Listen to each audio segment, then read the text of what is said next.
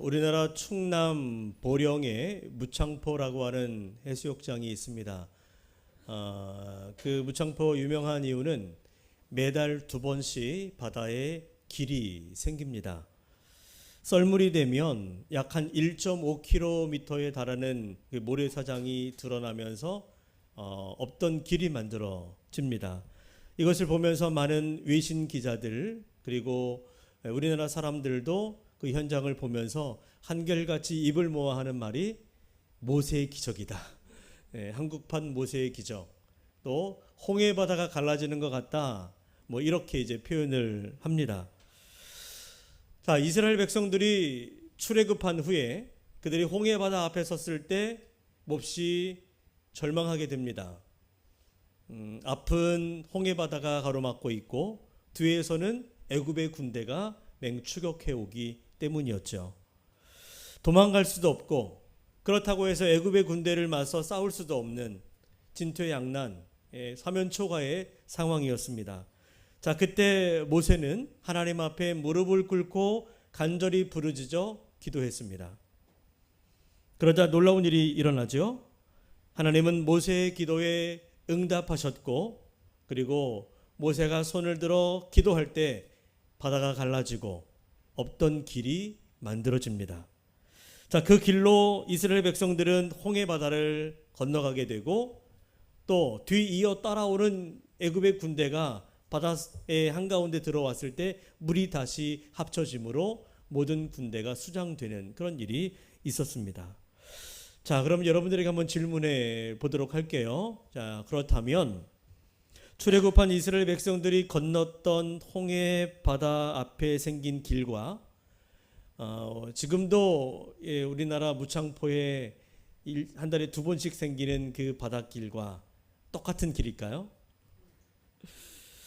바다에 생긴 길이지만 엄연히 다릅니다. 무창포 바닷길은 단순히 조수 간만의 차로 생기는 자연현상이에요. 보름달이 되면 길이 생기고 또 초승달이 되면 또 길이 생기는 2번 일어나는 일이죠. 하지만 홍해바다의 길은 하나님 앞에 모세가 기도했을 때 하나님이 그 기도에 응답하셔서 하나님이 만드신 하나님이 열어주신 길이에요. 자, 그런데 여러분, 사람들은 때로 오해하는 경우가 있습니다. 홍해바다 사건을 두고 어떤 사람들은 아니 무창포 앞에 바다도 갈라지는데 홍해바다도 그렇게 자연이 갈라지는 거 아니겠느냐라고 주장하는 사람들도 있습니다. 자, 그러나 그렇지 않아요. 성경은 분명히 말합니다. 홍해바다가 갈라지는 것은 결코 우연이 아니라 하나님이 일으켜 주시는 역사다. 그리고 주님 앞에 기도했을 때 하나님이 응답하신 기도의 응답이다. 할렐루야. 자, 여러분, 우리 인생도 마찬가지예요. 우리가 걷는 인생길에서 일어나는 그 모든 일들 결코 우연이 아닙니다. 여러분들의 인생 속에 나타나는 크고 작은 일들 결코 우연히 일어나는 일은 하나도 없어요. 인생의 모든 길, 우리의 인생의 모든 일들은 하나님이 열어주셔야 열리고 하나님이 허락하셔야 일어나는 것입니다.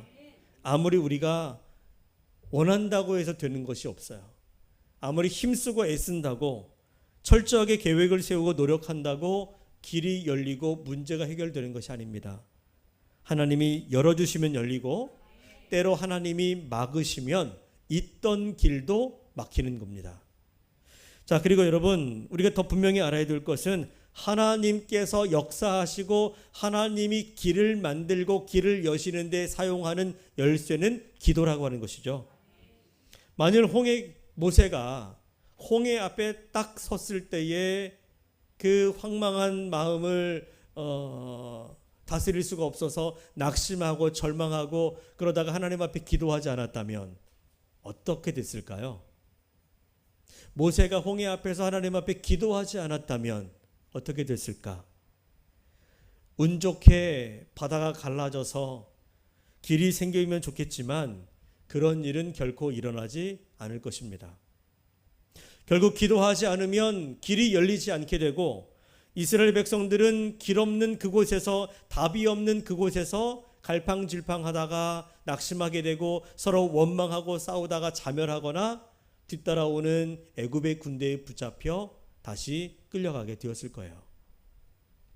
여러분, 만약에 우리가 살아가는 우리 인생길에서 만나는 크고 작은 문제 앞에서 우리가 기도하지 않는다면, 그래서 하나님의 은혜를 우리 인생 속에 누리지 못한다면 우리는 어떻게 될까요? 우리의 삶에 어떤 일이 벌어질까요? 어쩌면 우리도 홍해 앞에서 낙심할 수밖에 없었던 이스라엘 백성들처럼 여전히 막힌 길 앞에서 두려움과 원망에 사로잡힐 수밖에 없을 것입니다. 그러나 우리가 기도하면 하나님은 반드시 우리 인생의 길을 열어주십니다. 우리가 기도하면 도저히 길이 없어 갈 바를 알지 못하는 우리에게 오직 하나님만이 허락하시는 새로운 인생의 길, 새로운 미래를 펼쳐 주실 것입니다. 그러므로 여러분, 오늘 우리가 붙잡아야 될 진리는 확실하게 한 가지 한번 따라해 보실까요? 기도할 때 길이 열립니다. 오늘 본문은 이제 바울이 쓴 로마서의 마지막 결론 부분에 해당되는 내용인데요.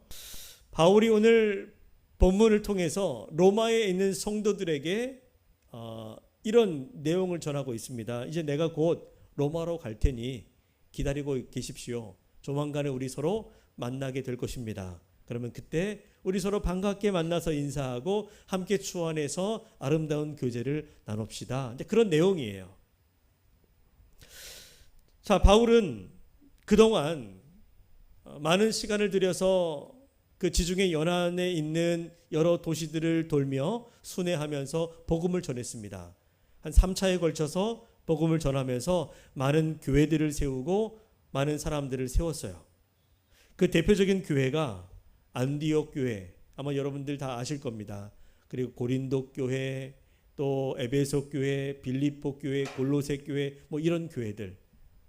자, 그런 교회만 있는 게 아니라 더 많은 교회들을 세웠는데 바울이 23절에 이렇게 이야기합니다. 자, 23절을 한번 보실까요? 자, 읽어봅니다. 시작.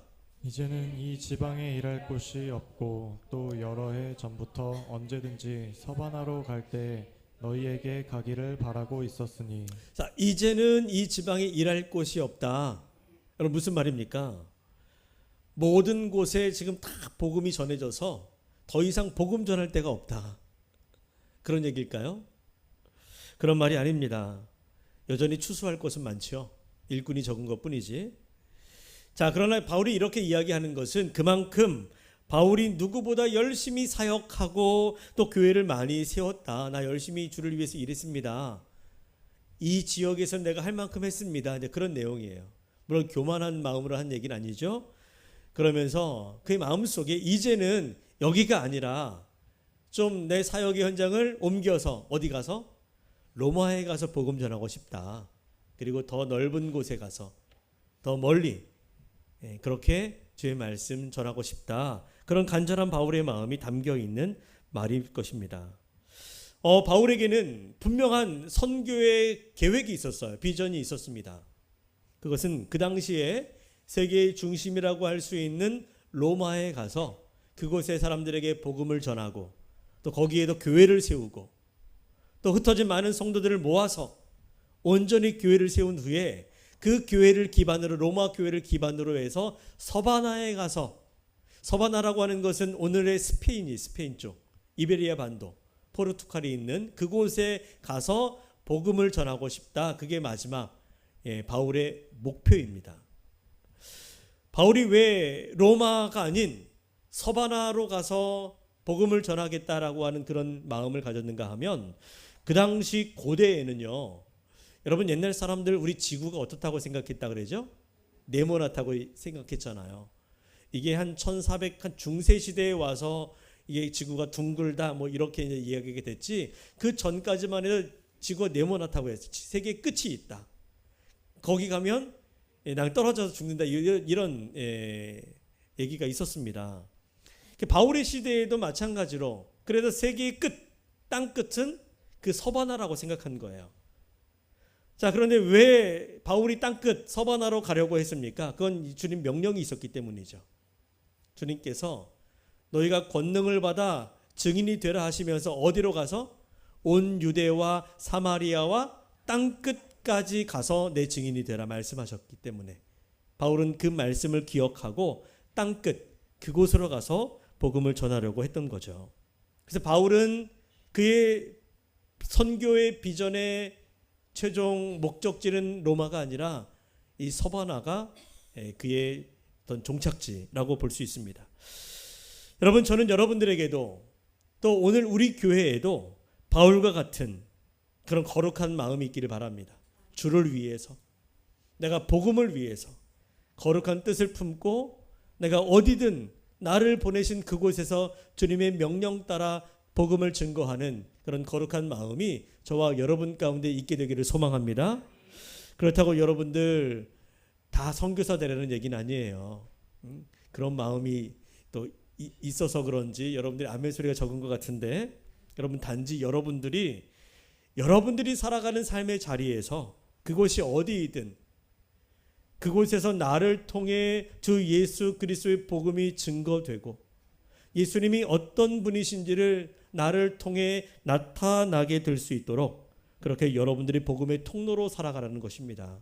그런 거룩한 마음이 여러분 가운데 다 있게 되기를 주님의 이름으로 간절히 축원합니다.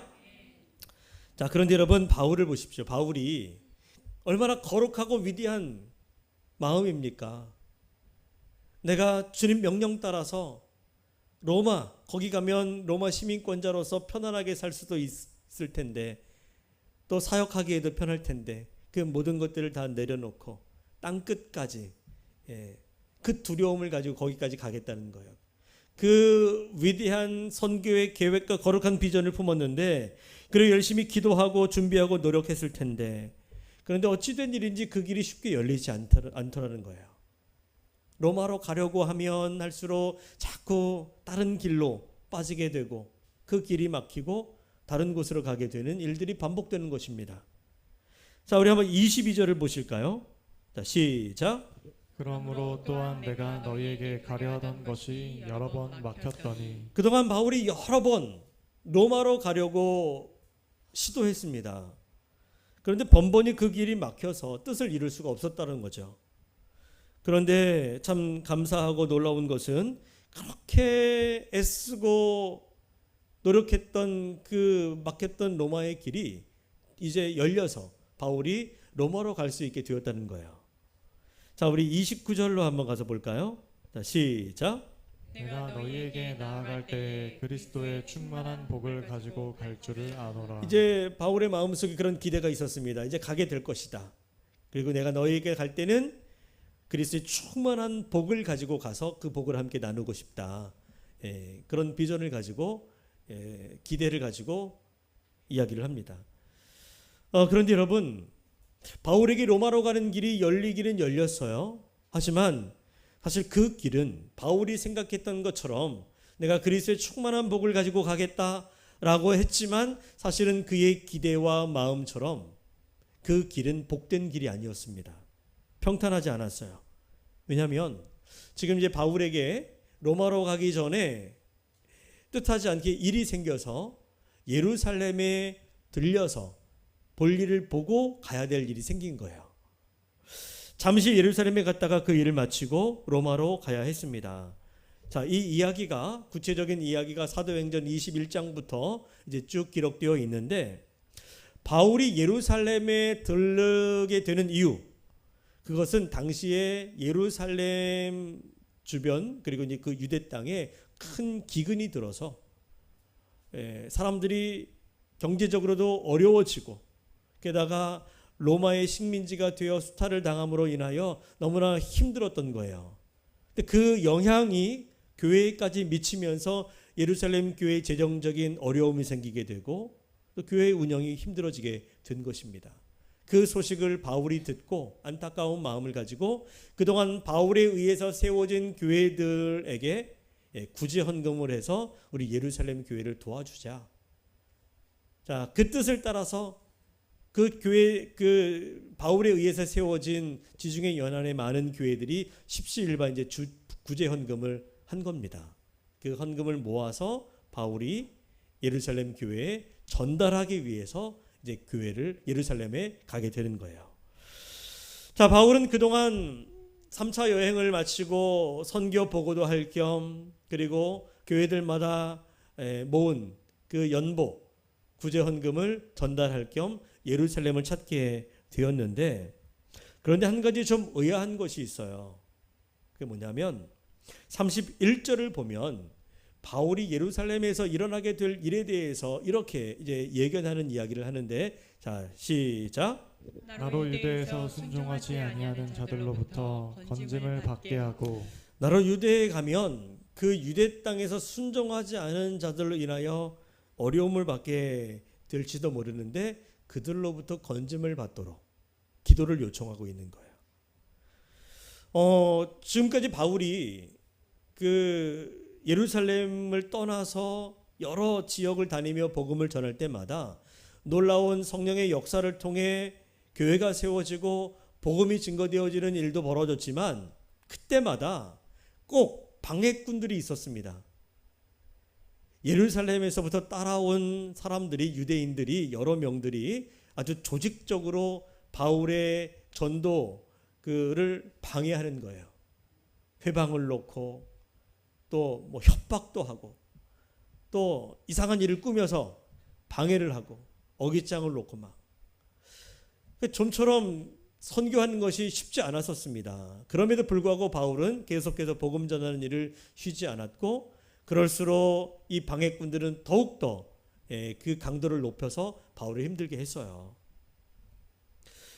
이 대적자들이 사실 바울이 하는 전도를 그냥 방해하는 것에 지나지 않고, 이 사람들은 누군가 하면 그 바울이 유대교에서 기독교로 개종한 것을 못마땅히 여기고 바울을 제거하기 위해서, 죽이기 위해서 조직된 바울 암살단이에요. 그런 사람들이 바울을 따라다니고 있는 거예요. 기회만 보고 기회가 오면 죽이려고 하는 그런 일들이 있었습니다. 자, 바울이 생각할 때 내가 이번에 예루살렘에 가면 혹시 그들이 와서 나를 괴롭게 하고 힘들게 할 텐데 어쩌면 내가 생각하는 것 그 이상의 큰 어려움을 당할 수도 있겠다. 그런 불길한 예감이 있었던 겁니다. 그런데 여러분, 그런데도 바울이 예루살렘에 가요, 안 가요? 갑니다. 고난이 기다리고 있는 것을 알면서도, 심지어는 에베소 교회에서 마지막 그들과 작별 인사를 할 때에 에베소 교회의 장로들과 성도들이 눈물로써 그 바울의 앞길을 막으면서 가지 말라고 만류했어요. 가면 큰일 납니다. 그러면서 그 바울의 앞길을 막았음에도 불구하고 바울은 그 길을 가는 거예요. 바울이 고난이 자신을 기다리고 있다는 사실을 알면서도 굳이 예루살렘에 가는 이유는 성령께서 자신을 예루살렘으로 인도하신다는 사실을 믿었기 때문입니다. 단순히 거둔 돈, 모은 돈을 전달하기 위해서 가는 게 아니라, 사실은 그 일은 다른 사람이 할 수도 있잖아요. 그런데 굳이 바울이 가는 이유는 성령께서 그의 마음을 감동하셨고 그 길을 인도하신다는 사실을 확신했기 때문이죠. 자, 사도행전 20장 22절에서 바울이 이렇게 말합니다. 자, 함께 읽어볼까요? 시작. 보라, 이제 나는 성령에 매여 예루살렘으로 가는데 거기서 무슨 일을 당하는지 알지 못하노라. 성령에 매여 성령의 인도함을 따라서 나는 예루살렘으로 갑니다. 그러나 거기에서 무슨 일이 일어날지는 나는 모르겠습니다. 그러면서 바울이 그의 결연한 의지를 담아서 이렇게 선포하지요. 자, 이어서 20장 사도행전 20장 24절 시작. 내가 달려갈 길과 주 예수께 받은 사명 곧 하나님의 은혜의 복음을 증언하는 일을 마치려 하면은 나의 생명조차 조금도 귀한 것으로 여기지 아니하노라.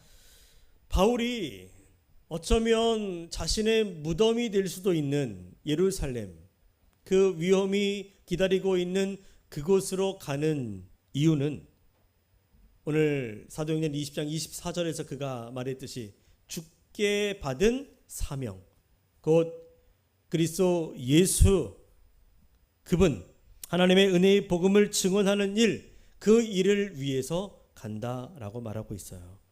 사명을 위해서. 하나님이 그에게 맡기신 생명보다 귀한 사명이 있기 때문에 그 사명을 이루기 위해서, 그 사명을 온전히 이루기 위해서 죽음이 기다리고 있을지 모르는 그곳으로 가겠다는 거예요. 그래서 바울은 자신의 뜻과는 다르지만 성령의 인도하심을 따라 순종하며 예루살렘으로 들어갔습니다. 여러분, 순종이 무엇입니까? 우리 기독교 신앙에 있어서 가장 중요한 것 가운데 하나가 순종 아니겠습니까? 순종은 내가 원하는 대로 하는 것이 아니라 내 생각과 달라도 때로 나의 길이 막혀 있어도 하나님의 뜻이 분명하다고 여기면 따라가는 것이 순종입니다. 그래서 사명은 언제나 주님이 우리에게 맡겨주신 사명은 순종에서 시작하는 거예요. 순종 없이는 사명을 이룰 수가 없습니다. 여러분들에게 주님이 주시는 사명이 있다라고 믿는다면 여러분 언제든지 주님 앞에 순종하시기 바랍니다. 그리고 여러분 그 순종으로 시작된 사명은 반드시 기도 위에서 다듬어져요. 기도를 통해 우리의 욕심이, 우리의 계획이 깎여지고 하나님의 선하고 분명하신 뜻이 우리 안에 분명히 세워지는 거예요. 여러분, 내가 사명을 위해서 순종하겠다라고 하는 마음을 가지고 나섰지만 때로는 우리의 마음속에 인간의 마음이 왜 생기지 않겠습니까? 욕심이. 주님의 뜻을 이루기도 하지만 동시에 나의 뜻도 이루고 그러면서 나도 잘 되고 주님도 잘 되면 뭐 얼마나 좋겠는가, 이런 마음들이 우리 안에 있잖아요. 오직 주님께만 영광이 아니라 그 덕분에 나도 잘 되고 나도 좋아지면 얼마나 좋아 라고 그러한 마음들이 우리 모두에게 있지 않습니까? 그러나 그러한 우리의 욕심과 계획마저도 기도를 통해 깎아내고 그러면서 우리의 사명을 다시 한번 점검하면서 주님 앞에 나아가야 합니다. 그리고 그런 기도로서 다듬어진 사명은 충성을 통해 완성되는 거죠. 여러분, 끝까지 포기하지 않고 여러분들에게 맡겨진 자리를 지켜내는 충성을 통해 하나님은 오늘도 여러분들의 삶에 주어진 그 사명을 이루어 가실 줄로 믿습니다. 그러므로 오늘 여러분들 결단하시기 바랍니다. 주님 맡기신 사명 나에게도 있을 텐데 그 사명을 순종으로 시작하시고 기도로서 다듬으시고 또 충성으로 완성해 가시기를 축원합니다. 그럴 때 우리도 바울처럼 나의 달려갈 길을 마치고 믿음을 지켰다라고 고백할 수 있게 될 것입니다. 그런 믿음의 고백이 다시 한번 여러분 가운데 있게 되기를 주의 이름으로 간절히 축원합니다. 자, 그런데 여러분, 그렇게 성령의 인도함을 받고 사명을 위해서 나아가는 이 바울에게 예루살렘에서 어떤 일이 벌어집니까? 우려했던 일이 일어나는 거예요. 그 우려한 일이 현실이 되어집니다. 그 바울을 사사건건 방해하고 또 회방했던 그 바울 암살탄들, 그들이 바울을 따라서 예루살렘으로 들어왔어요. 그리고는 바울을 발견하고 그를 어떻게 해야 할까, 그렇게 그들이 모여서 작당을 하다가 결국에는 바울을 고발합니다. 성전을 모독했다는 성전 모독죄, 하나님을 모독했다는 신성 모독죄, 풍기문란죄, 뭐 이런 모든 죄들을 다 갖다 붙여서 바울을 고발해요. 그리고 종교 재판이 벌어지게 되는데 이미 사람들에게 매수된 종교 지도자들이 바울에게 유죄를 선고합니다. 여러분, 오늘 우리나라에도 거의 뭐 사형제가 이제 폐지되고 이루어지지 않고 있습니다만은 그 당시에 고대 사회에서, 특히 유대 사회에서 사형에 해당되는 가장 큰 죄가 뭐냐면 신성 모독죄예요. 성전을 모독하는 일. 그거만큼은 용서받을 수 없는 죄입니다. 그렇기 때문에 지금 바울이 신성 모독죄, 성전 모독죄로 고발되어서 유죄 판결이 났다는 것은 곧 죽음을 의미하는 겁니다. 가벼운 문제가 아니에요. 자, 그러자 바울이 이제는 어쩔 수 없이 자신이 그동안 뭐 그 덕을 보려고 하지는 않았습니다. 자기가 로마 시민이라고 하는 것을 드러내고 그렇게 내세우진 않았습니다만은 지금은 어쩔 수 없이 위기가 찾아왔기 때문에 그 자신이 로마의 시민권자임을 밝히게 돼요. 자, 그렇게 했을 때 이 유대인들은 그걸 두려워하면서 바울이 요구하는 대로 로마에 가서 재판을 받도록 허락해 줍니다. 그 항소했을 때 이제 재판을 로마로 가서 받게 되었다는 거죠. 자, 그리고 그것이 받아들여져서 바울이 결국 죄수의 신분으로 로마로 가게 되는데, 여러분 한번 생각해 보십시오. 바울은 로마에 가서 복음을 전하고 그리고는 서바나에 가서 복음을 전하는 그런 거룩한 비전을 가졌는데, 바울이 생각한 대로 그가 원하는 대로 로마로 가기는 갑니다. 그런데 마음껏 복음을 전할 수 있는 선교사의 신분으로 가는 게 아니라 무슨 신분으로 가요? 죄인의 신분으로, 죄수의 신분으로 수갑을 차고 끌려가는 거예요. 그런데 여러분, 그럼에도 불구하고 바울이 낙심하지 않았다는 것입니다. 보통 우리 같으면 주님, 왜 이렇게 나를 힘들게 합니까? 내가 무슨 죄를 졌다고, 내가 무슨 잘못을 했다고, 왜 나의 일을 사사건건 이렇게 방해하게 하고 어려움을 당하게 만듭니까? 내 계획은 다 무너지게 하고 기름 막히고 결국 죄수의 신분으로 끌려가는데 이게 무슨 일입니까? 이게 말이 됩니까? 그러면서 우리는 하늘을 향해 불평하고 원망할 수 있을 거예요.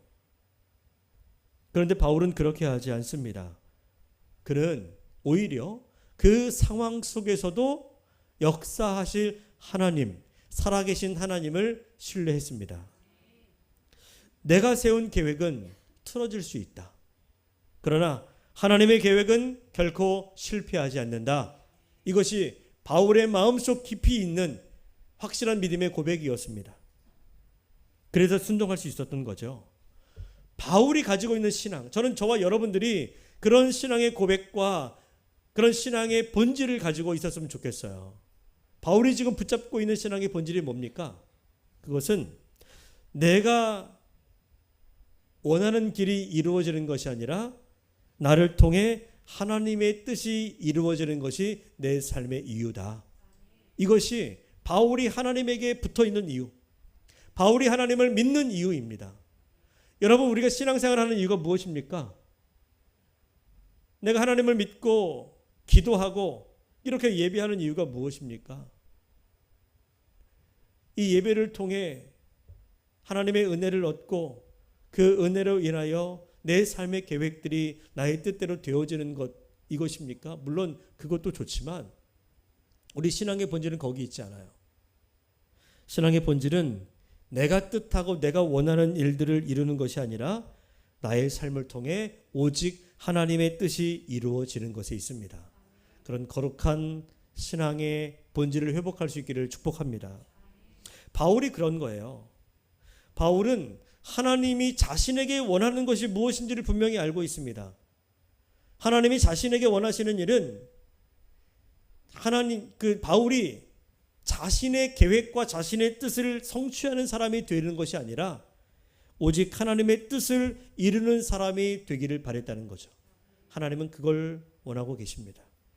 그래서 감옥의 길도, 때론 고난의 길도, 묶임의 길, 이 사슬의 매임도 결국 복음을 증거하는 길이 된다는 것을 믿고 바울은 그 길을 따라 순종하며 나아갔습니다. 여러분, 우리는 종종 열심히 준비하고 기도하고 분별하여 세운 계획이면 하나님이 당연히 응답해 주실 것이라고 생각합니다. 기도했는데, 또 내가 아니라 하나님을 위한 일인데 당연히 하나님이 들어주시는 게 맞지 라고 생각합니다. 그러나 그렇지 않을 때도 있고요, 또 그렇게 되지 않을 때 우리는 몹시 당황할 수밖에 없죠. 하나님이 내 진심을 몰라주는 것 같고 하나님이 내 사역을 막으시는 것 같기도 하고, 그러나 이 바울의 삶을 보면 하나님은 그의 계획을 단지 막으시는 것이 아니라 보다 더 큰 섭리 속에서 하나님의 뜻을 이루기 위해 그의 삶을 이끌어 가시는 것입니다. 자, 하나님의 인도는 때로 돌아가는 것 같고 지연처럼 보이지만 하나님의 타이밍과 방법은 항상 옳습니다. 항상 선하십니다. 항상 맞는 길이에요. 여러분 믿으십니까? 지금은 막혔지만 앞으로는 열릴 것이다. 여러분 그런 믿음을 가지고 바울처럼 묵묵히 순종할 수 있는 믿음이 여러분 가운데 있기를 주의 이름으로 축복합니다. 또 우리는 여러분 종종 결과로 하나님의 역사와 또 우리의 삶을 판단할 때가 종종 있어요. 내 삶에 일어나는 결과, 그게 전부라고 생각합니다. 그러나 하나님은 길이 막힐 때도 일하고 계시고 계획이 멈출 때도 당신의 뜻은 이루어 가십니다. 여러분 꼭 기억하십시오.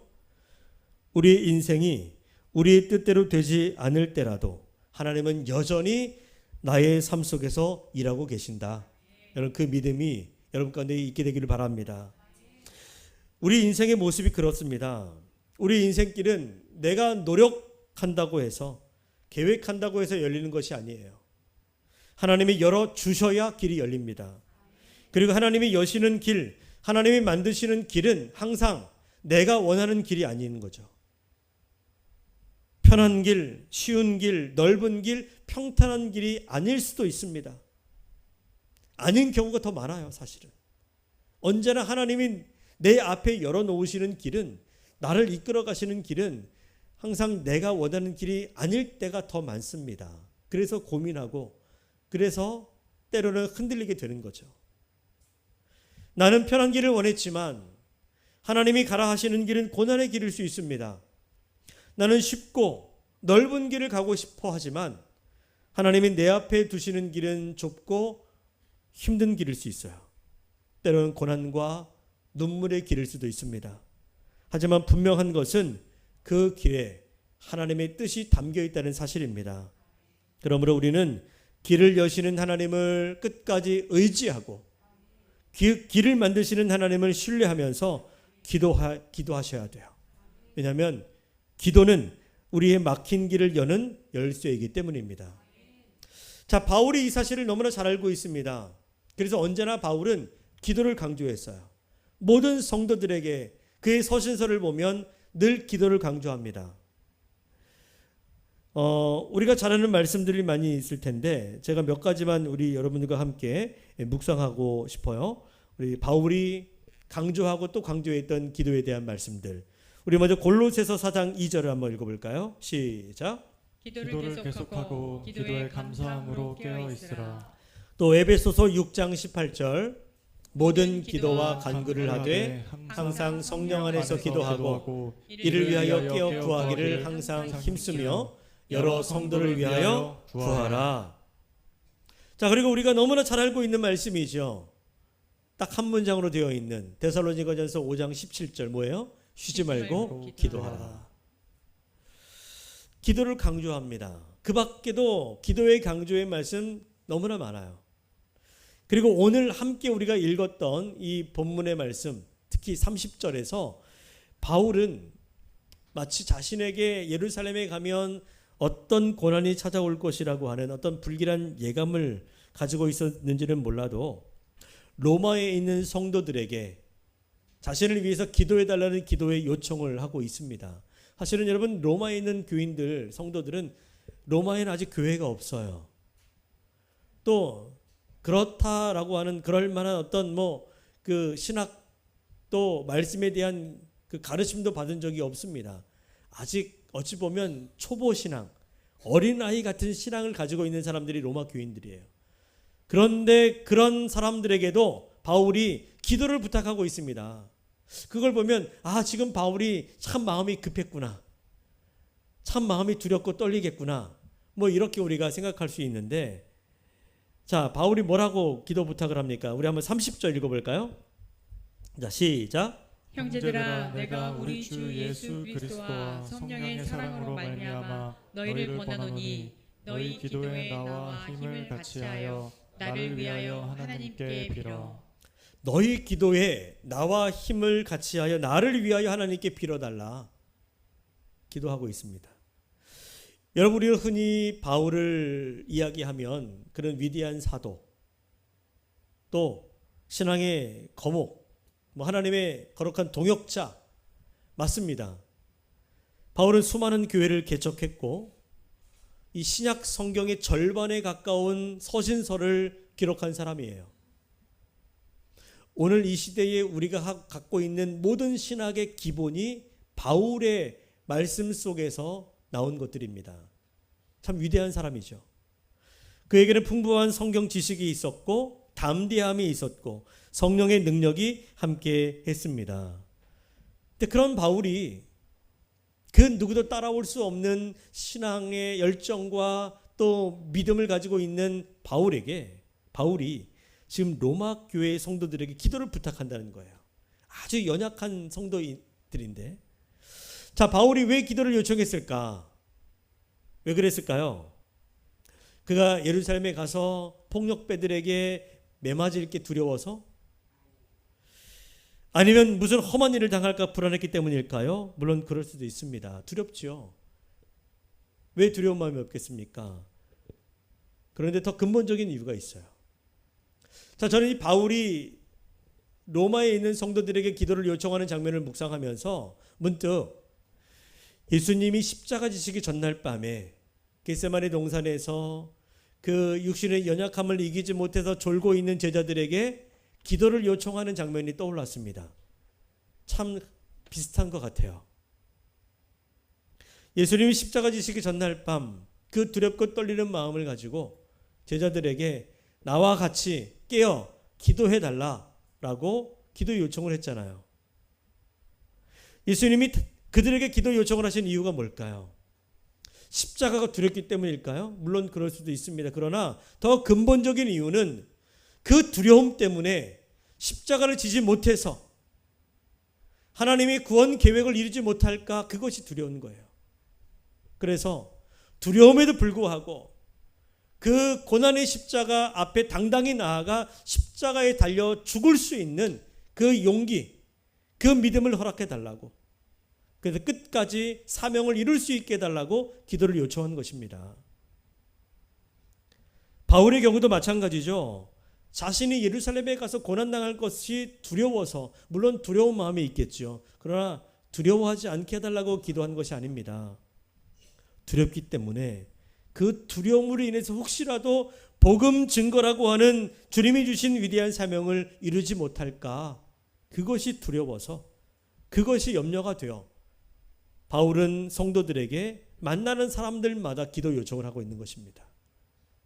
자, 그렇다면 여러분, 오늘 우리를 한번 생각해 봤으면 좋겠어요. 우리들에게도 맡겨진 사명들이 있습니다. 여러분들에게 사명이 있으시죠? 주님이 여러분들을 불러 세우시고 택하여 구원하시고 그리고 주신 사명들이 있습니다. 주님의 몸된 교회를 세우고 잃어버린 영혼을 구원하는 일들을 위해서, 또한 가정을 지키고 일터에서 하나님의 영광을 드러내는 사명들 우리 모두에게 주셨어요.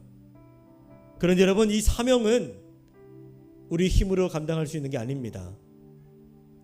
예수님도 기도하셨고 바울도 기도했던 것처럼 또 그들도 제자들에게 기도를 요청했다면 우리도 마찬가지가 되어야 합니다.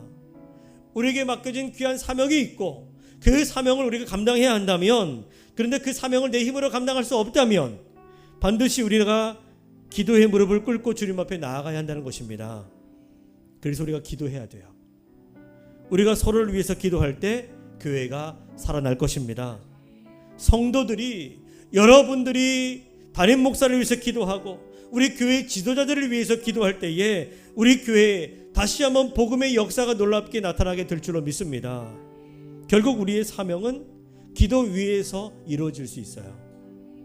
그렇기 때문에 저는 다시 이 여름을 보내고 하반기를 시작하면서 우리 이번 주간에 내일부터 금요일까지 이제 특별 새벽 기도회를 준비하고 진행하려고 합니다.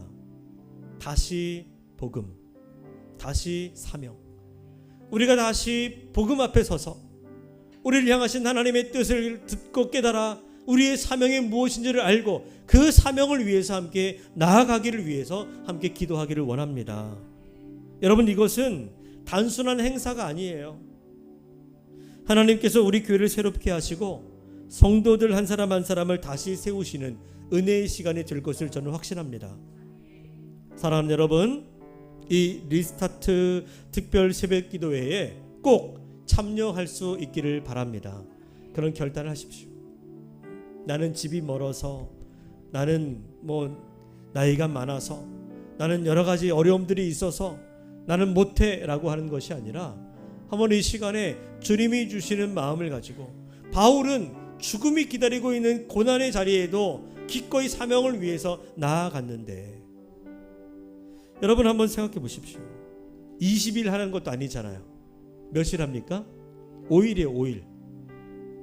그런데 여러분, 그 5일의 기도가 여러분들의 인생에 놀라운 변화를 줄 것입니다. 그 5일의 기도가 앞으로 우리 교회의 50년의 미래를 새롭게 만들어 줄 것입니다. 그러므로 여러분들 안에 다시 믿음으로 시작해보자. 식어진 나의 마음에 다시 불을 붙여보자. 다시 사명을 향해 일어나보자. 이런 거룩한 결단이 있게 되기를 바랍니다. 우리가 함께 마음을 같이하여 기도할 때 하나님은 반드시 우리 교회와 여러분의 가정과 일터 위에 놀라운 역사를 이루실 줄로 믿습니다. 다시 복음 앞에 서서 예수님 의지하고 다시 사명을 향해 힘차게 일어설 수 있는 저와 여러분의 삶이 될 수 있기를 주님의 이름으로 간절히 축원합니다.